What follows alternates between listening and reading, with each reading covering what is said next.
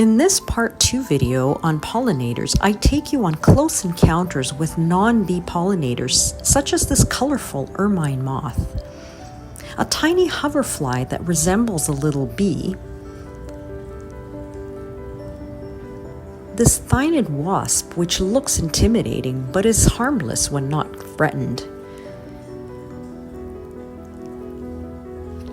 everybody's favorite, the monarch butterfly,